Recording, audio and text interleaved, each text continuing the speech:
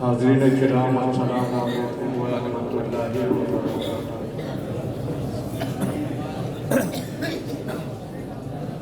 اتنے تھک گئے حضور کے سلام کا جواب دینا بھی بھاری ہوگا، پوری زبان ہلائیے نا۔ السلام علیکم وعلیکم السلام۔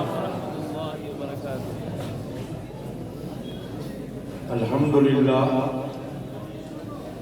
الحمدللہ الملک الغفار مقلب اللیل والنہار، والصلاة والسلام على صفوة المصطفى الأخيار سيدنا ونبينا ومولانا محمد النبي المختار وعلى آله وأصحابه الأطهار، أما بعد فأعوذ بالله من الشيطان الرجيم، بسم الله الرحمن الرحيم، إنا نحن نزلنا الذكر وإنا له لحافظون، آمنت بالله صدق الله مولانا العظيم وبلغنا رسوله النبي الكريم ونحن على ذلك لمن الشاهدين والشاكرين۔ یا خدا بہر جناب مصطفیٰ امداد کن، یا رسول اللہ از بہر خدا امداد کن، یا شہید کربلا یا دافع کرب و بلا، کل خاص زادہ گلگوں قبا امداد کن، غوث اعظم بمن بے سر و ساما مدد، قبلہ کی مدد، کعبہ امام مدد، بگردہ بے بلا استاد کشتی مدد کو دیا مولین الدین چشتی، قادریم نارائی یا غوث اعظم نیزنم، دمز شیخ احمد رضا خان قطب عالم نیزنم۔ ممبر پر تشریف فرما علماء اسلام، حفاظ کرام، ائمہ مساجد، محترم بزرگوں، عزیز دوستوں، پیارے نوجوانوں، آئیے ہم اور آپ سب سے پہلے انتہائی عقیدت و محبت اور خلوص و احترام کے ساتھ بارگاہ رسالت میں بلند آواز سے درود و سلام کر نذرانہ پیش کریں۔ اللہم صلی علی سیدنا مولانا محمد وعلی آل سیدنا مولانا محمد وبارک وسلم۔ صلاۃ و سلام علیک یا رسول اللہ صلی اللہ علیہ وسلم۔ حضرات، الجامعۃ الاسلامیہ کے فارغین کی دستار بندی کا یہ جلسہ ہے، اور جیسا کہ آپ نے سنا یہ ایک تاریخ مجلس ہے، اور میرا خیال یہ ہے کہ ایک تاریخ میں سے کم 25 جلسوں میں تو میری شرکت رہی ہوگی کم سے کم۔ اب کچھ نادے کے بعد کئی سال کے پھر حاضری، لیکن یہ جو ماحول آج آپ نے بنا رکھا ہے ایسا تو کبھی ہوتا ہی نہیں تھا۔ پہلے جلسے میں لگتا تھا کہ سب زندہ حیات لوگ بیٹھے تھے، تھوڑے اپنی زندگی کا ثبوت کیجیے، آج بھی لگے کہ زندہ ہی لوگ بیٹھے تھے۔ مل کر بولیے سبحان اللہ۔ تھوڑا سا ہلیے، جو گھٹنے پہ ہاتھ رکھ کے بیٹھے گھٹنے چھوڑیں، تھوڑا سا اپنے ذہن کو بیدار کریں اور لگے کہ واقعی پرانے زمانے کے جلسے میں ہی ہم بیٹھے تھے۔ نعرہ تکبیر، اللہ اکبر، نعرہ تکبیر، اللہ اکبر، نعرہ رسالت، یا رسول اللہ، نعرہ تکبیر، اللہ اکبر، نعرہ رسالت، یا رسول اللہ، جشن دستار فضیلت، زندہ باد، الجامعۃ الاسلامیہ، زندہ باد، علماء اہل سنت، زندہ باد۔ اللہ بے شمار رحمتیں نازل کرے۔ حضرت علامہ مفتی سید شاہد علی میاں رحمۃ اللہ تعالیٰ علیہ کی تربت پر کہ وہ ایک ایسا گلشن سجا گئے انشاءاللہ جس کے پھول قیامت تک فضاؤں کو بہکاتے ہیں۔ بے شک، سبحان اللہ۔ کافی تعداد میں فارغین، یہ تعداد بتا رہی ہے کہ ان کے جانشین، ان کے شہزادے حضرت علامہ سید محمد فیضان صاحب اور الجامعۃ الاسلامیہ کے اساتذہ نے حضرت سید صاحب کے بنائے ہوئے معیار کو نیچے نہیں آنے دیا اور اوپر لے جانے کی کوشش کی۔ بے شک بے شک۔ اور اب تھوڑی دیر میں ہی آپ دستار بندی کا منظر ملاحظہ فرمائیں گے۔ بے شک۔ ایک تو تعداد دیکھ کر خوشی، اور پھر ایک خوشی یہ بھی کہ آج کے اس جلسے میں الجامعۃ الاسلامیہ ہمارے شہر کو بھی ایک عالم دے رہا ہے۔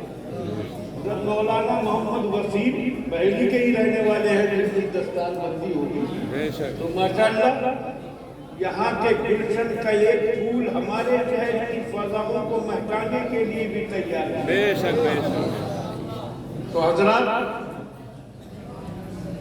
قرآن پاک جس کی تعلیم کے لیے یہ ادارہ قائم کیا گیا، اور بے شک ہر دینی ادارے میں قرآن پاک ہی کی تعلیم دی جاتی ہے۔ کچھ بچے ناظرہ پڑھتے ہیں، کچھ حفظ کرتے ہیں، کچھ اس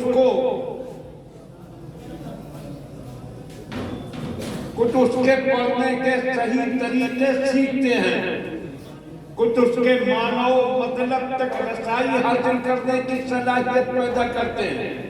ناظر خواہ ہو، حافظ ہو یا قاری ہو یا عالم دین ہو یا مفتی ہو، سب کی علمی زندگی کا محور قرآن پاک ہی ہوتا ہے۔ اور قرآن پاک اللہ کی وہ کتاب ہے کہ جس کی مثال نہ زمینی کتابوں میں ہے نہ آسمانی کتابوں میں۔ بے شک سبحان اللہ۔ بولیں آپ تھوڑا، سبحان اللہ۔ بولیے بچوں، آپ بھی بولیے تھوڑا۔ سبحان اللہ۔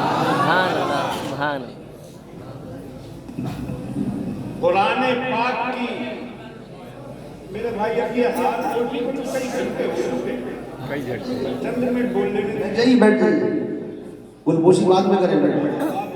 گھنٹے چھوڑو۔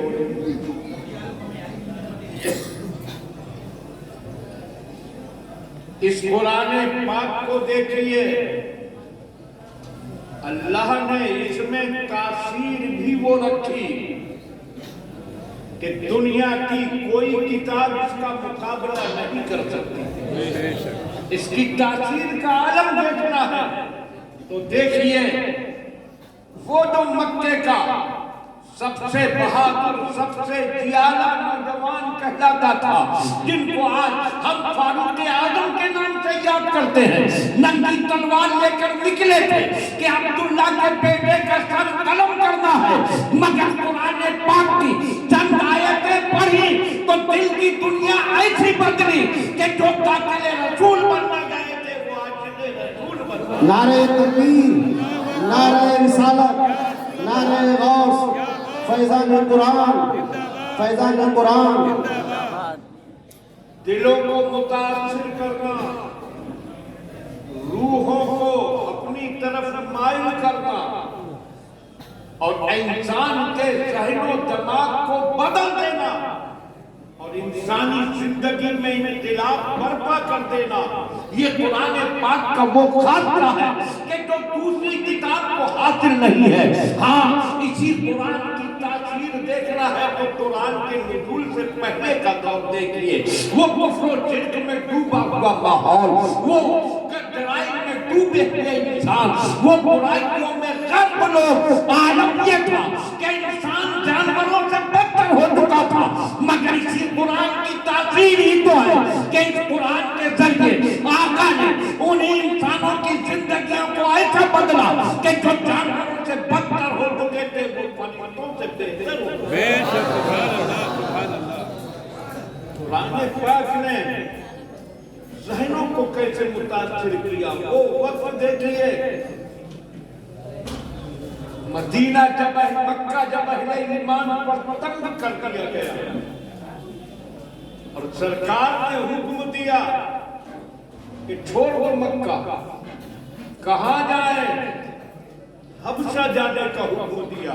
ایک اجنبی ملک، اجنبی ماحول، جہاں سے مکے کے لوگوں کو صحیح واقفیت بھی نہ تھی، اس شہر میں جانے کا حکم دیا۔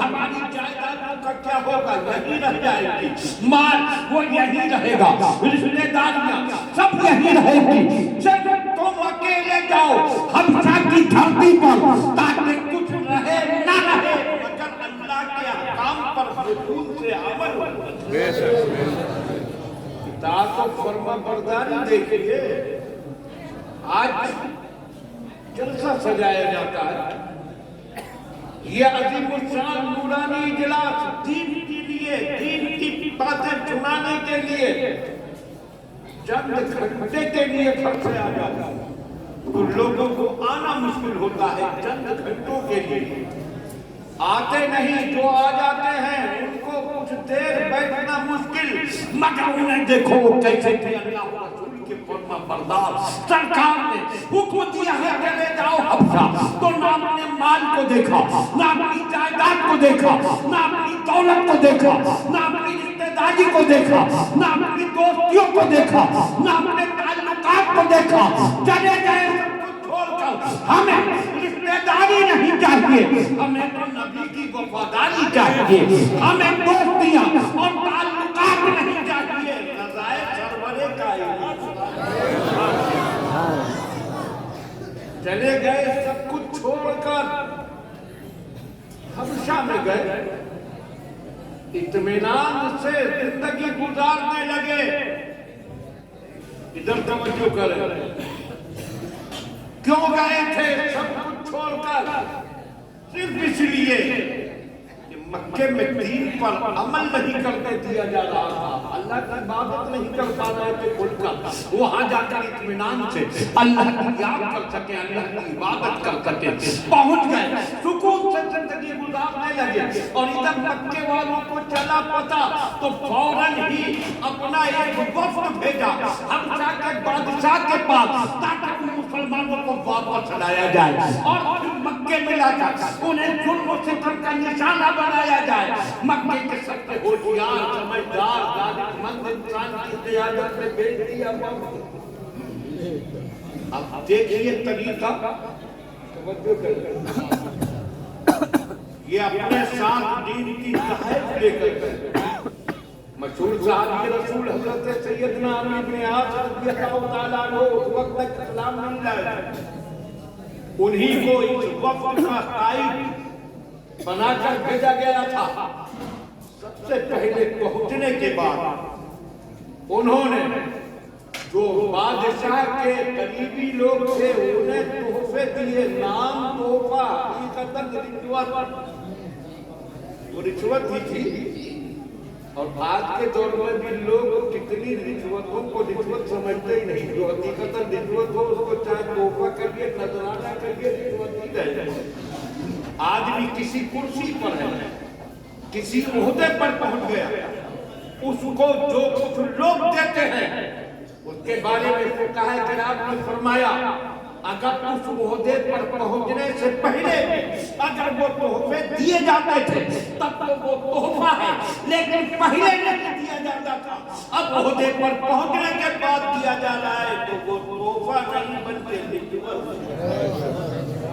انہوں نے درباریوں کو، بادشاہ کے قریبی لوگوں کو پورا ماحول سمجھیے گا، وہ دربار کا ذہن حاضر رکھیے، سب کو پہلے ہی رشوتیں دے دی، گھروں پر پہنچ کر سب کو رشوتیں دی اور کہا کہ ہمارے شہر کے، ہماری قوم کے کچھ لوگ قوم سے باغی ہو کر ہمارے باپ دادا کے دین کے غدار ہو کر بھاگ آئے، یہاں پناہ لی ہے، ہم ان کو واپس لے جانے کے لیے آئے ہیں۔ کل ہم بادشاہ کے سامنے جب اپنی مانگ رکھیں تو آپ ہماری حمایت کریں۔ سارے درباریوں کو ہموار کر دیا، عہدے داروں کو ہموار کر لیا، یہاں تک کہ जो मजहबी पेशवा थे, जो पादरी और राहिब थे, उन्हें रिश्वतें देकर अपने साथ मिला लिया और सबको इस पर तैयार कर लिया कि कल जब के बादशाह से उनकी वापसी का मुतालबा करेंगे तो सारे लोग उनका साथ देंगे और वापस भिजवाने में मदद करेंगे।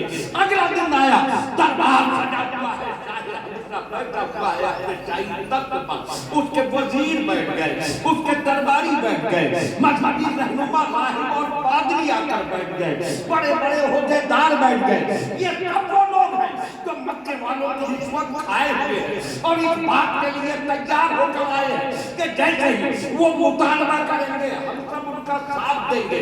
जब इन मक्के के लोगों ने देख लिया कि अपने सारे हिमायती आकर बैठ गए, तब वो आगे बढ़े थे, कहा था चाहे मोहतरम हम मक्के से फरियाद लेकर आए हैं, मगर फरियाद को पेश करने से पहले उन्होंने बादशाह को भी कीमती नजराने पेश किए, कीमती तोहफे पेश किए ताकि बादशाह का शहर भी मुतासिर हो जाए। उसके बाद उन्होंने कहा था कि हमारे शहर और हमारी कौम के कुछ लोग हमारे बागी होकर आपके मुल्क में आ गए हैं, वो आपके मुल्क में आकर कैद की जिंदगी गुजार रहे हैं। पूरी कौम ने उन लोगों को वापस लेने के लिए हमें भेजा है, इसलिए हमारी दरख्वास्त है कि हमारी उन कौम के उन लोगों को हमारे साथ वापस भेज दिया जाए।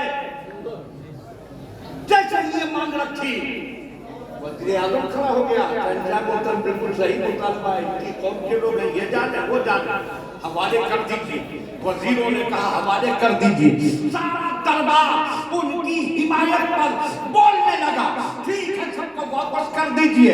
मगर शाहे हसन ने कहा नहीं, मैं ऐसे नहीं वापस भेजूंगा, पहले उन्हें बुलाकर उनकी बात की कहा। अमर इब्न आस घबरा गए, उनके साथी घबरा गए, चाहे मोहतरम इस सब की जरूरत क्या है? सारा दरबार करने लगा, नहीं चाहे मोहतरम कोई जरूरत नहीं बुलाने की, आप उनके हवाले करें।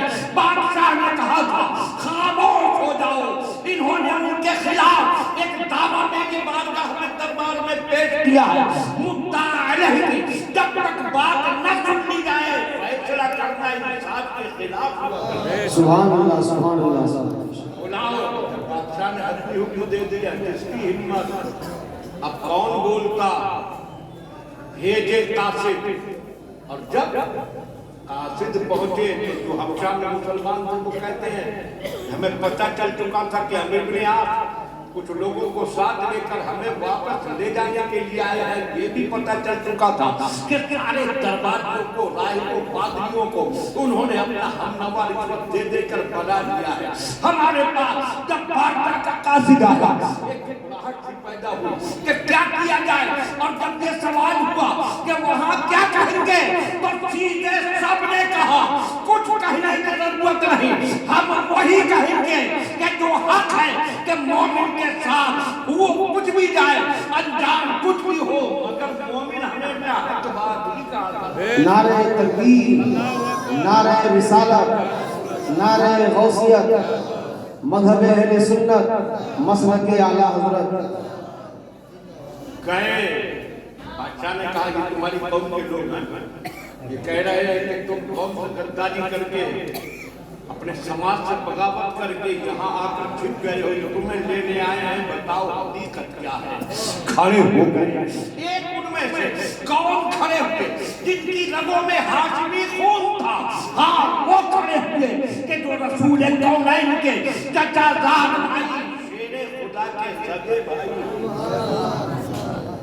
हजरत जाफर बिन अबी तालिब रज़ी अल्लाह ताला खड़े हो गए। शाह मोहतरम हम कुफ्र शिर्क के अंधेरों में भटक रहे थे, खुदाई में डूबे थे कि अल्लाह ने हम पर रहम फरमाया और हमारे अंदर अपना आखिरी रसूल भेजा, जिन्होंने हमें राह हिदायत दिखाई और हमको बुराई के रास्तों से बचाकर नेकियों की राह पर गामज़न कर दिया। चाहे मोहतरम हमने कोई जुर्म नहीं किया है, हमने न कौम के किसी शख्स की चोरी की, न किसी के यहाँ डाका डाला, न किसी को सताया। हमारा जुर्म ये है कि हमने झूठे माबूदों को छोड़कर सच्चे खुदा की इबादत की। बादशाह ने कहा, जो रसूल है कहा, रसूल کہا رسول پر اللہ کی کتاب نازل ہوتی ہے، ان پر نازل ہوئی؟ کہا ہاں ان پر اللہ کی کتاب نازل ہو رہی ہے۔ کہا تمہیں کچھ یاد ہے؟ کہا ہاں یاد ہے۔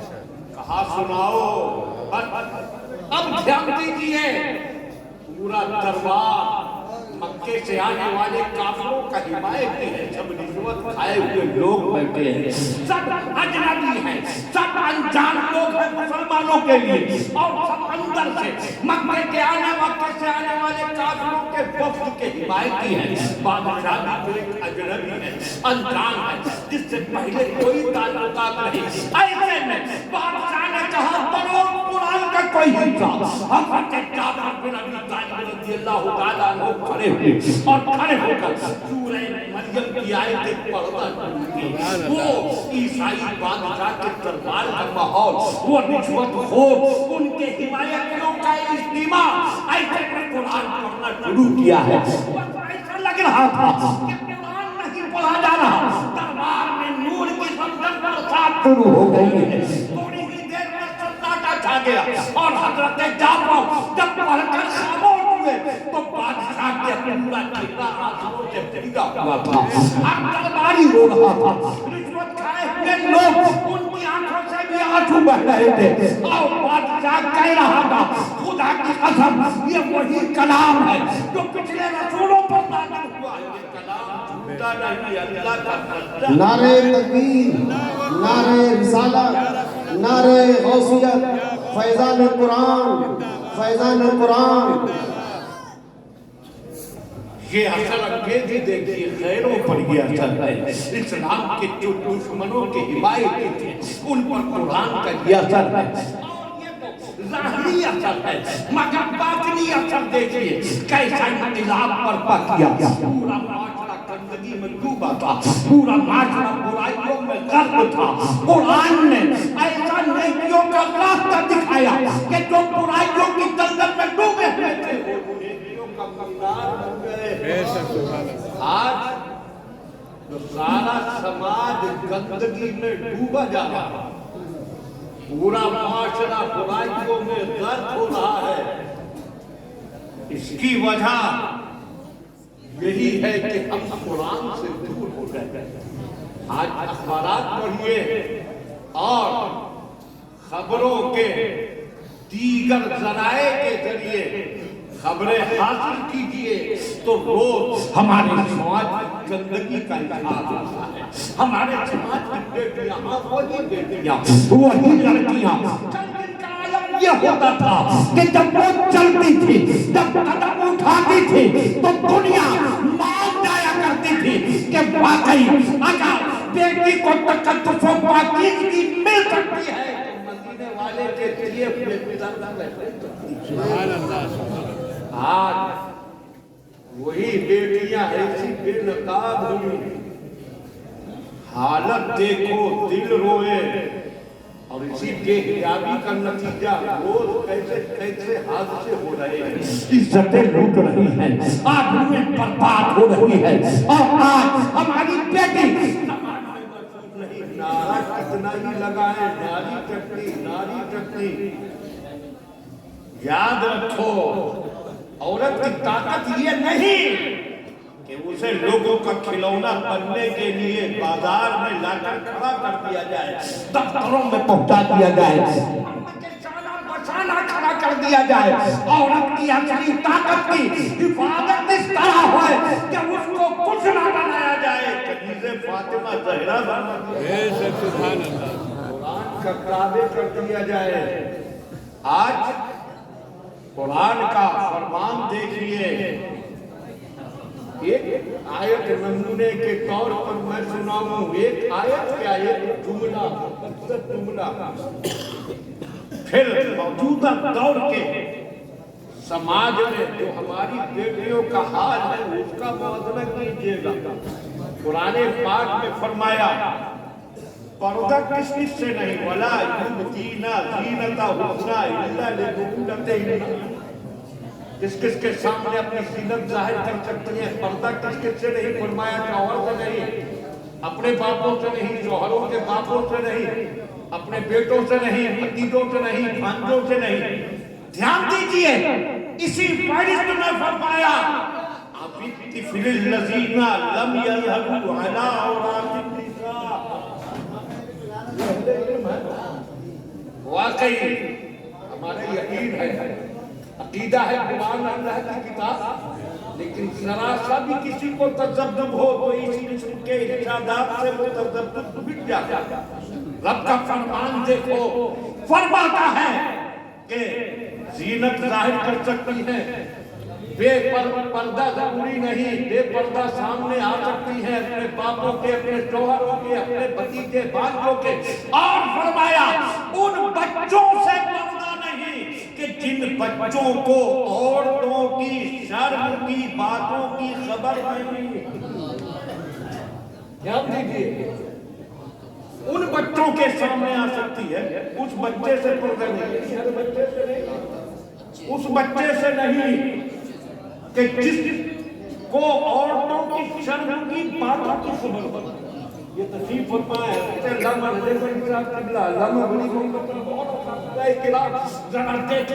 رب نے یہ نہیں فرمایا کہ نابالغ بچوں کے سامنے آ سکتے، نابالغ نہیں فرمایا. یا اللہ تیری قدرت پر قربان، شہادہ ہے، تو فرما سکتا تھا کہ نابالغ بچے سے پردہ نہیں، لیکن فرمایا اس بچے سے پردہ نہیں جس کو عورتوں کی شرم کی باتوں کی خبر نہیں. ہمارا رب جانتا تھا کہ ایک زمانہ ایسا آئے گا کہ بالغ ہونے سے بہت پہلے بچے عورتوں کی شرم کی باتوں کو جان لیں گے. اتنے چھوٹے بچے بھی اگر عورتوں کی شرم کی باتوں کو جان لیں تو ان سے بھی پردہ ضروری. نعرہ تکبیر، نعرہ رسالت، نعرہ غوثیت، فیضان شریعت، فیضان قرآن. ذرا دیکھیں رب کا فرمان جان ہوتا تو آپ سبحان اللہ ضرور بولتے رب کے ارشاد پر. وہ بچے آج دیکھ لیجیے، یہ شیطان نے موبائل کے نام سے ایک ایسی چیز ہاتھ میں پکڑا دی ہے کہ جن باتوں کو کل 14-15 سال کے بچے بھی نہیں جان پاتے تھے آج 8 سال کا بچہ جانتا ہے. اب رب کا فرمان حکمت دیکھو کہ نابالغ نہیں، کہ نابالغوں سے پردہ نہیں، اس بچے سے پردہ نہیں ہے جسے عورتوں کی شرم کی باتوں کی خبر نہیں. اور اگر 8 سال کا بچہ بھی عورتوں کی شرم کی باتوں کو جانتا ہو تو عورت اس کے سامنے بے پردہ نہ آئے، اسے بھی پردہ کرے. اب یہاں پوری دنیا میں تمہارا ہے، ننگا پورا نہیں تو اد ننگا تو تمہاری رہے.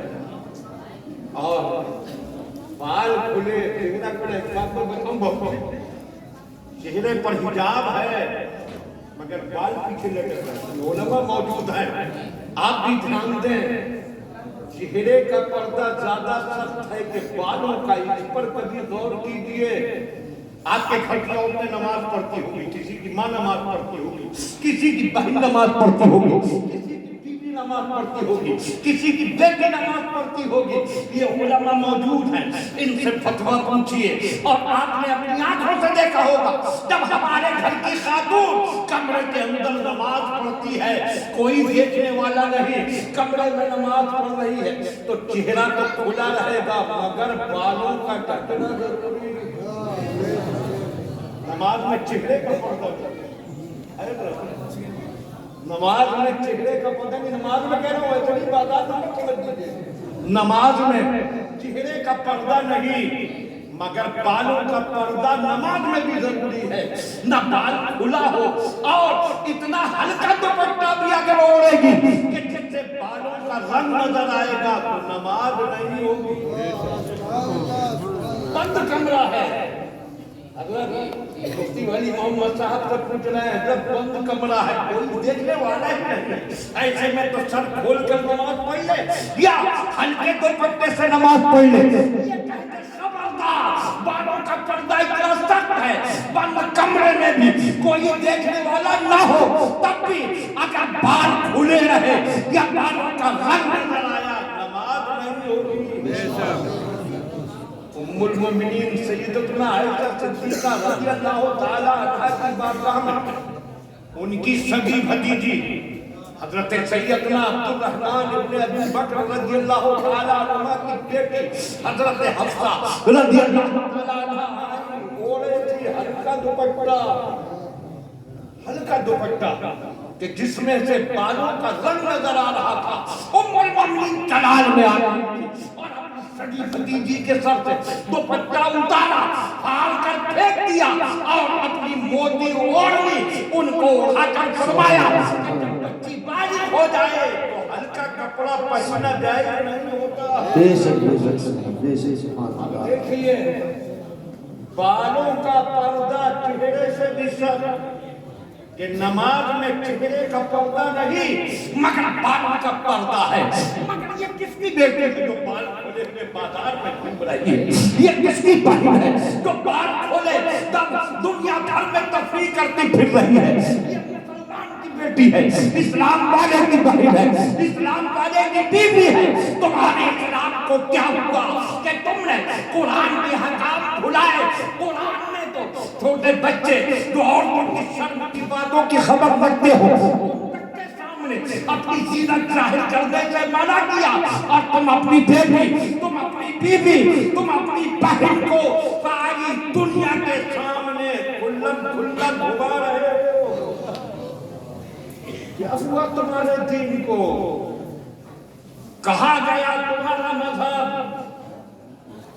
اور اسی کا نتیجہ ہے کہ آج ہماری بیٹیوں کے ساتھ ہاتھ سے درپیش ہو رہے ہیں. جب نعرے لیتے ہیں بیٹی بچاؤ بیٹی پڑھاؤ، کہتے ہم نے نعرہ دیا، تمہاری کیا اوقات؟ یہ نعرے بھی دیے ہیں تو ہم مسلمانوں کے نبی نے بیٹی بچاؤ کا نعرہ ہمارے نبی نے دیا، بیٹی پڑھاؤ کا نعرہ ہمارے نبی نے دیا.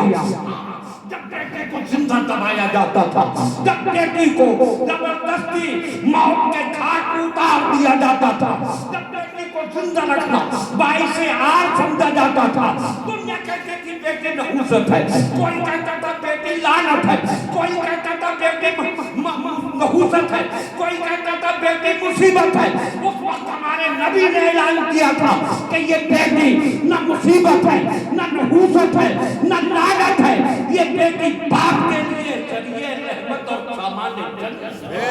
نعرہ تکبیر، نعرہ رسالت، نعرہ غوثیت، یہ ہے میرے نبی کی شان، یہ ہے میرے نبی کی شان. فرمایا تم بیٹی کو لعنت کہتے ہو، بیٹی کو زندہ دباتے ہو، مارتے ہو، جبکہ اللہ جس سے بیٹی تھے اور اس بیٹی کو وہ اچھی تربیت دے، اسلام کی روشنی میں پرورش کرے اور اسلام کے مطابق رشتہ ڈھونڈ کر اس کی شادی کر دے. تو آقا نے ارشاد فرمایا کہ جب بیٹی باپ کے گھر سے نکلتی ہے تو اللہ باپ کو جنت عطا فرماتا ہے. فرمایا تھا 3 بیٹیوں کے لیے، 3 بیٹی تھی اور وہ تربیت کر کے رخصت کرے تو اللہ جنت عطا فرماتا ہے. ایک صحابی کھڑے ہو گئے اور سرکار اگر 2 بیٹیاں ہوں تو ہم شان کرم دے دیں. رحمت کے خزانے تو آقا ہی کے اختیار ہیں. بولیے سبحان اللہ. رحمت کے خزانے ہو، نعمت کے خزانے ہو، جنت کے خزانے ہو، سب آقا کے اختیار میں ہیں. اسی لیے تو اعلیٰ امام اہل سنت مجدد دین و ملت امام احمد رضا نے فرمایا سمجھ وہ جان گیا، ساتھ ہی منشی رحمت کا قلم دان گیا. میں تو مالک ہی کہوں گا کہ وہ مالک کے حبیب یعنی محبوبوں کو ہمیں نہیں دے رہا. سبحان اللہ. بات تو 3 بیٹیوں کی تھی، کھڑے ہو گئے آقا 2 بیٹیاں ہو تو رحمت دیکھیے، کرم دیکھیے. فرمایا اگر 2 ہی بیٹیوں کی اچھی پرورش کر کے نکاح کر دے تب بھی اس کو جنت ملے. کسی نے کہا سرکار 1 بیٹی تو اب شان کرم دیکھو. ایک بیٹی کی بھی اچھی تربیت کر کے رخصت کرے تو اللہ جنت عطا فرماتا ہے. کہاں بیٹی کو مصیبت جانا جاتا تھا، سرکار نے اسے نے ذریعہ جنت بنا دیا ہے۔ بیٹی بچانے کی تعلیم آقا نے دی۔ جب بیٹیوں کو سندر دفن کیا جاتا تھا بیٹیوں کو کیا باقی رکھنے اور ان کی حفاظت کرنے اور ان کو زندہ رکھنے، ان کو تربیت دینے کا سبق کسی اور نے نہیں سکھایا، ہمارے آقا نے سکھایا۔ بیٹی پڑھاؤ، جس زمانے میں مردوں تک میں تعلیم نہ تھی، عورت کے بارے میں تو کوئی سوچ بھی نہیں سکتا تھا، اس وقت میں ہمارے آقا ہی تھے کہ جنہوں نے دنیا کو پیغام دیا تھا کہ مرد ہو یا عورت ہر مسلمان پر علم کا طلب کرنا فرض ہے۔ مگر ذرا یہ دیکھیے، یہ تو 2 نعروں تک رہے، ہمارے نبی نے یہ 2 نعرے دیے اور تیسرا اور دیا، بیٹی بچاؤ، یعنی زندہ رکھو کے معنی میں یہ بچاؤ بولتے ہیں، بیٹی بچاؤ، بیٹی پڑھاؤ، اور تیسرا نعرہ دیا بیٹی رکھاؤ، یعنی بیٹی کی حفاظت کرو اور اس حفاظت کے ساتھ اس کی پرورش کرو کہ کسی کا گندا ہاتھ تو لگ رہا، کسی کی گندی نظر بھی تمہاری بیٹی تک نہ پہنچنے پائے۔ یہ نہ رکھیں گے تو ہر جگہ گزارنا بیٹی، لڑکی ہر جگہ، اور جب آگ میں پٹرول ملے تو آگ تو لگنا ہی ہوتا ہے۔ ہمارے نبی نے حفاظت کے لیے کیسے کیسے طریقے بتائے۔ ایک صحابی بیان کرتے ہیں کہ سرکار واز فرما رہے تھے، میں مسجد کے باہر تھا، واز ختم ہوا، لوگ نکلے، اس زمانے میں عورتیں بھی مسجد میں حاضر ہوئی تھی، تو جب نکلے تو مرد اور عورت ایک ساتھ نکل آئے۔ وَاخْتَلَطَ النِّسَاءُ بِالرِّجَالِ فِي الطَّرِيقِ، عورتوں مردوں کے ساتھ عورتیں مل گئی، دھکا مکی نہیں، کھال میل نہیں، مطلب ایک ساتھ دروازے سے وہ بھی نکلے عورتیں بھی نکل آئی، عورتیں بھی جا رہی ہیں راستے میں اور مرد بھی جا رہے ہیں، اور آقا نے جیسے ہی دیکھا وَقَالَ لِلنِّسَاءِ، آقا جلال میں آ گئے، فرمایا پیچھے ہٹو، مرد پہلے نکل جائیں، جب راستہ خالی ہو جائے تب تم نکل جاؤ۔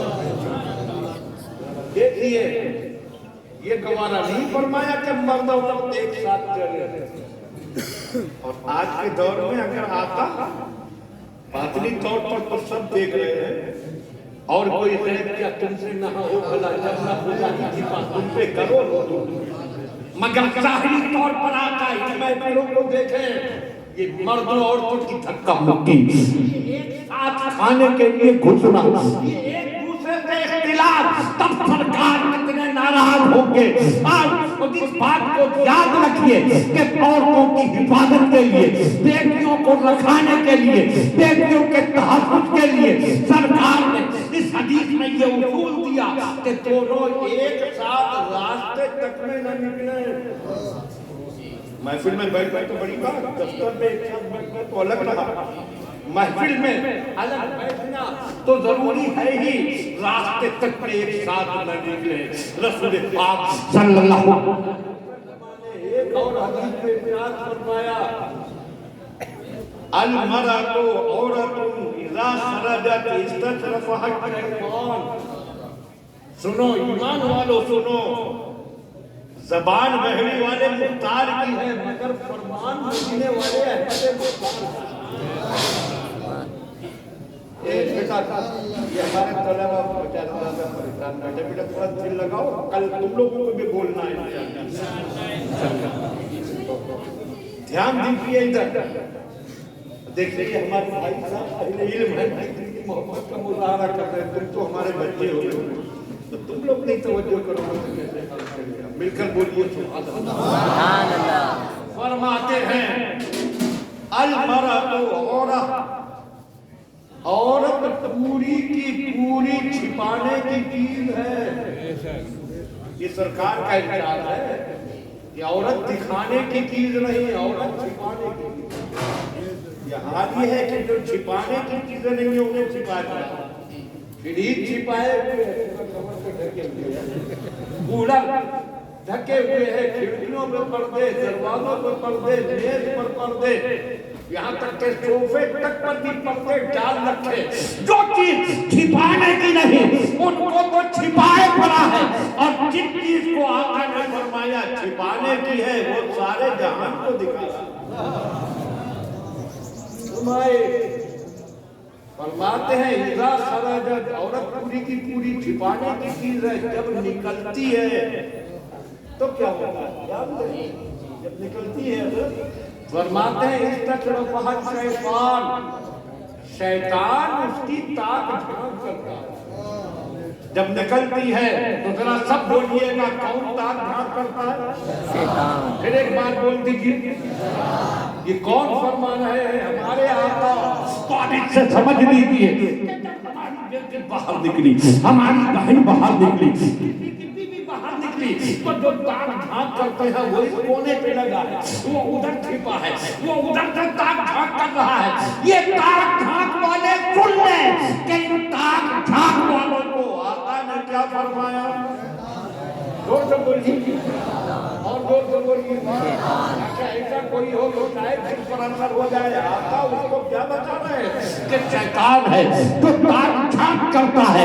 اس لیے یہ تاک جھانک والے بھی ہوشیار ہو جائیں. وہ تو گناہگار نہیں کہ باہر بے ضرورت نکلی، بے پردہ نکلی، اپنے کو نمائش کرتے ہوئے نکلی، مگر تم یہ نہ سمجھنا کہ ہم تاک جھانک کریں تو ہم پر کچھ نہیں. آقا نے فرمایا تاک جھانک کرنے والا شیطان. اور میری سمجھ میں نہیں آتا کیسا مومن ہے اپنی مومنہ بہن کے لیے اس طرح کی سوچے رکھتا ہے، جبکہ ایمان والوں کی شان.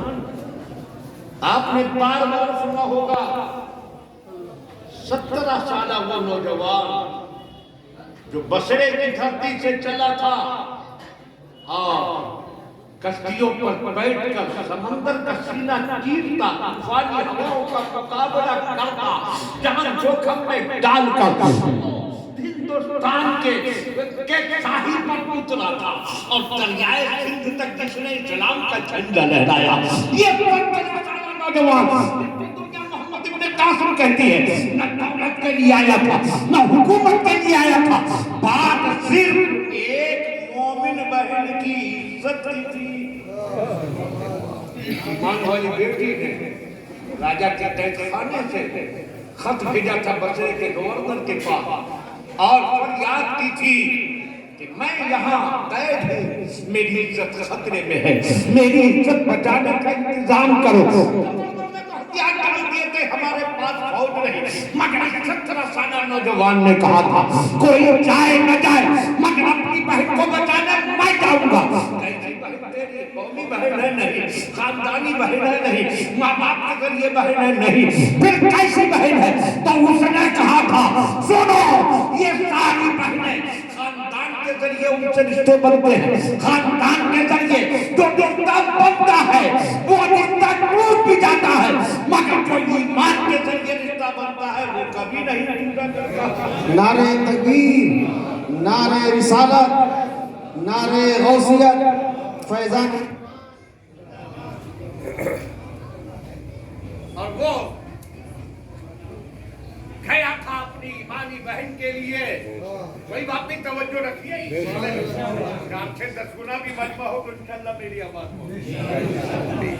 مگر آپ بھی آواز نکالیے. بہن کے لیے وہ آیا اور قیامت تک کے لیے ایمان والوں کو سبق دے گیا کہ جب ایمانی بہن خطرے میں پڑتی ہے تو سارے ایمانی بھائی اس کے لیے بے چین ہو جاتے ہیں. اور یہاں حال یہ ہے کہ ہم خود نشانہ بنا رہے ہیں. یاد رکھو اسلام ایسا مذہب ہے، قرآن کا پیغام ایسا پیغام. قرآن نے صرف اپنی بیٹیوں کی حفاظت ہی نہیں سکھائی بلکہ سب کی بیٹیوں کی حفاظت سکھائی. موجود ہے واقعہ آپ نے بار بار سنا، واقعہ نہیں دہراؤں گا، اس کے چھپے ہوئے سبق تک آپ کی نگاہیں پہنچاؤں گا. وہ جو مصر میں دریائے نیل کا پانی کم ہوتا تھا اور کھیتیاں خطرے میں پڑتی تھی تو وہاں کے لوگ لڑکی کو گال دیتے تھے، نوجوان خوبصورت لڑکی کو دریا کی بھیٹ چڑھا دیتے، پانی پھر چڑھ جاتا تھا، اور جب اسلام آیا، اسلام کا جھنڈا لہرایا، پانی کم ہوا، پھر ان لوگوں نے اپنی اس رسم کو دوہرانا چاہا، حضرت عمرو بن عاص نے روکا اور سیدنا عمر فاروق اعظم تک بات پہنچائی، انہوں نے اپنا خط دریائے نیل کے نام بھیجا، جس میں دریائے نیل کو حکم دیا کہ جاری ہو جائے، اور وہ خط دریائے نیل میں ڈالا گیا، ایسا جاری ہوا کہ آج تک نہیں۔ اب بتائیے وہ بیٹی تھی کس کی جس کو وہ ڈبونے لے جا رہے تھے؟ کسی مومن کی نہیں تھی، کسی مسلمان کی نہیں تھی، وہ قبطیوں میں سے کسی قبطی کی لڑکی تھی، وہاں کے عیسائی قبطی کہلاتے ہیں، کسی قبطی کی بیٹی جنہوں نے اسلام کا مقابلہ کیا تھا، مسلمانوں کے خلاف میدان میں آئے، انہی میں سے کسی کی بیٹی تھی۔ ہم نے سوال کیا ہے اپنے آپ، یہ اپنی بیٹی کو ڈبونے لے جا رہے تھے، آپ کو کیا فکر تھی؟ ڈبو دے دیتے اور 10 بیس ڈبو دیتے تو خوش ہونے کی بات تھی، بچایا تو سنو، حضرت عمرو بن عاص کا کردار جواب دے گا، ہم نے اس لیے بچایا تاکہ قیامت تک دنیا جان لے ہم لوگ اپنی بیٹیوں کو بچاتے ہیں، اور قرآن والے سب کی بیٹیوں کو بچاتے ہیں۔ سبحان اللہ، سبحان اللہ۔ غیر کی بیٹی کو بھی بچایا، آج ہم اپنی بیٹیوں کو بھی ڈال رہے ہیں خطرے میں، اور دوسروں کی بیٹیوں کو نشانہ بنا رہے ہیں۔ سنو، وقت زیادہ نہیں، بس آخری چند جملے میرے سن لیجیے دھیان سے۔ آج جو یہ منزل آ گئی کہ ہماری بیٹیاں غیروں کے جال میں پھنس کر عزت ہی نہیں لٹا رہی، مذہب بھی لٹا رہا، دین بھی جا رہا، یہ کیوں صورتحال پیدا ہوئی؟ جبکہ یہ تو خاندانی مومنہ ہے، باپ دادا سے اسلام گھر میں ہے، پیدا ہوتے ہی کلمہ پڑھا، جبکہ اسلام لانے والی خواتین کا حال یہ تھا کہ حضرت عمار کی والدہ حضرت سمیہ کو لٹکا دیا گیا اور پیٹا گیا۔ اسلام چھوڑ، کہا نہیں چھوڑوں گی، کہا جان جائے گی، کہا جان دے دوں گی، ایمان نہیں دوں گی، اور پھر ظالم نے ایسا نیزہ مارا کہ حضرت سمیہ وہ خاتون اس نیزے کی ضرب سے شہید ہو گئی، مگر اسلام نہیں چھوڑا، اور قیامت تک اسلام کی بیٹیوں کو یہ پیغام دے دیا کہ چاہے کچھ ہو جائے مگر اسلامی بیٹی کبھی دین کو نہ چھوڑنے پائے۔ بے شک، سبحان اللہ، سبحان اللہ۔ مناظر ہیں، اس کو بیان کرنے کا وقت نہیں، لیکن آج یہ ہماری آپ کی بیٹیاں کیوں اپنا دین چھوڑ گئی؟ اس لیے کہ ہم نے خود ان درندوں کا لقمہ بنانے کے لیے اپنی بیٹیوں کو ان کے حوالے چھوڑ دیتے ہیں، جائے اسکول کالج، دیکھتے نہیں کہ کس سے دوستی ہے، کس کے ساتھ کوئی تکلفی ہے، اور یہ منظر ایسا نہیں آتا۔ میں تو بار بار کہتا ہوں، کبھی کوئی اپنا ہو یا پرایا راستہ چلتی کسی لڑکی سے نہیں کہہ سکتا میرے ساتھ آپ جائیں۔ پہلے جان پہچان ہوتی ہے، جان پہچان دوستی میں بدلتی ہے، دوستی بے تکلفی بنتی ہے، اور بے تکلفی کے بعد پھر وہ جذبہ پیدا ہوتا ہے جس کو یہ محبت کہتے ہیں، مگر یہ محبت نہیں کہتے نا، محبت پہ محبت آگے بڑھتی ہے، عشق اور عشق آگے بڑھتا ہے تو جنون، اور پھر ایسا جنون تاری ہوتا ہے کہ وہ لڑکی نہ ماں باپ کی عزت کو دیکھتی ہے، نہ خاندان کی آبرو کو دیکھتی ہے، نہ اپنی آخرت کو دیکھتی ہے، اپنا دین تک چھوڑ بیٹھتی ہے۔ سوال یہ ہے، کبھی تم نے سوچا کہ یہ جنون انہی پر کیوں تاری ہوتا ہے؟ لڑکی پر ہی کیوں تاری ہوا؟ جس نے نشانہ بنایا اس لڑکے پر جنون کیوں نہیں تاری ہوا؟ یہ لڑکی اپنے دل سے وہ نہیں آتا۔ اس کا مطلب یہ ہے کہ باقاعدہ مشن کے تحت ہماری آپ کی بیٹیوں کو جال میں پھانسا جا رہا ہے۔ اگر اپنی بیٹی کی عزت بچانا ہے، اس کا ایمان بچانا ہے اور اس کو جنون کی منزل سے بچانا ہے، تو ابتدائی نہ ہونے دو، جان پہچان ہی نہ ہو۔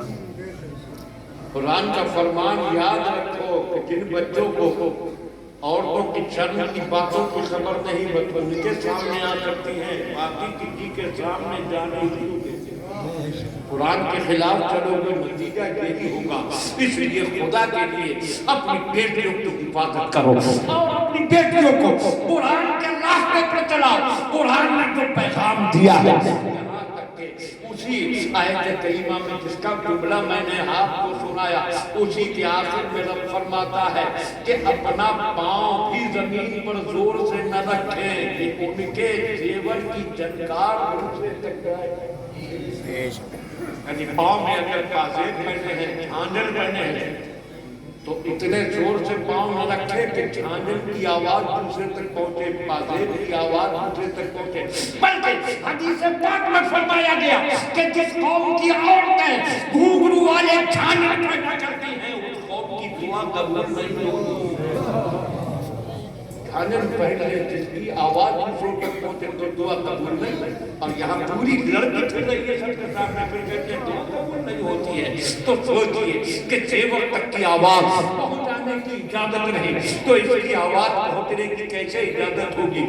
قرآن پر عمل کراؤ۔ یاد رکھو یہ قرآن دنیا کی کوئی طاقت اس قرآن کو تو نقصان پہنچا نہیں سکتی۔ رب نے فرمایا اِنَّا نَحْنُ نَزَّلْنَا الذِّکْرَ وَإِنَّا لَهُ لَحَافِظُونَ، بے شک ہم نے قرآن نازل کیا اور ہم ہی اس کی حفاظت کرنے والے ہیں۔ اس کا محافظ تو رب ہے، مگر تمہیں اپنی حفاظت چاہیے تو کچھ نہ کرو، صرف قرآن پر عمل کرنا شروع کرو۔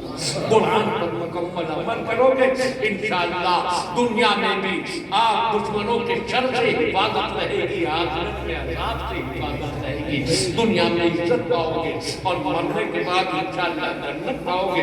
حضرات موضوع بہت وسیع، بولنے کو بھی دل چاہتا تھا اور آپ بھی سننے کو تیار ہیں، اگر وقت بھی دے گا ان بچوں کی دستار بھی ہونا ہے اور دیگر مراسم ہیں، اس لیے اپنے گفتگو کا یہی اختتام انشاءاللہ زندگی رہی گی تو پھر ہمارا آپ کی ملاقات ہوگی تو پھر اور تفصیل سے استغفر اللہ ربی واتوب الیہ وآخر دعوانا الحمدللہ رب العالمین۔ سبحان اللہ۔ قاضی شراب